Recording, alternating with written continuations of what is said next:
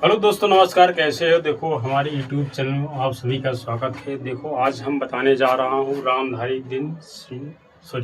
रामधारी सिंह दिनकर जी के बारे में। रामधारी सिंह दिनकर जी ये दूसरे राष्ट्र कवि हैं जो उनकी विद्वानों के अनुसार और लेखकों के अनुसार और जो पढ़ते लिखते हैं छात्रों के अनुसार इनका जन्म होता है, यानी कि इनका जन्म 23 सितंबर 1908 ईस्वी में और बेगूसराय में होता है। बेगूसराय में होता है, बिहार के बेगूसराय में होता है।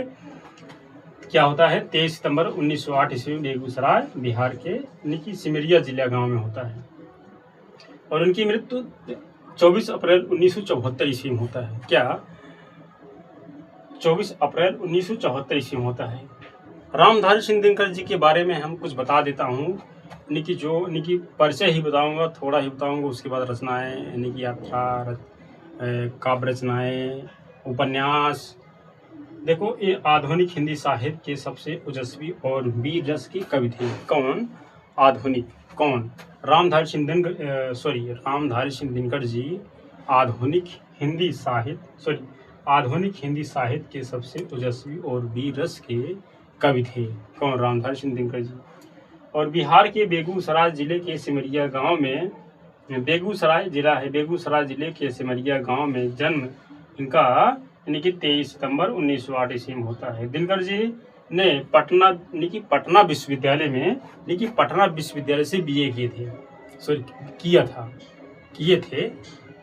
रामधारी सिंह दिनकर जी ने पटना विश्वविद्यालय से बीए किए थे। वे राज्यसभा सदस्य के यानी कि भागलपुर विश्वविद्यालय के कुलपति हुए थे, यानी कि कुलपति भी थे और सदस्य भी थे। और भारत सरकार द्वारा हिंदी सलाहकार से सम्मानित किए गए थे। कौन? रामधारी सिंह दिनकर जी। कौन? राज्यसभा सदस्य और भागलपुर विश्वविद्यालय के कुलपति और भारत सरकार के हिंदी सलाहकार एक के सदस्य रहे। कौन? रामधारी सिंह दिनकर जी।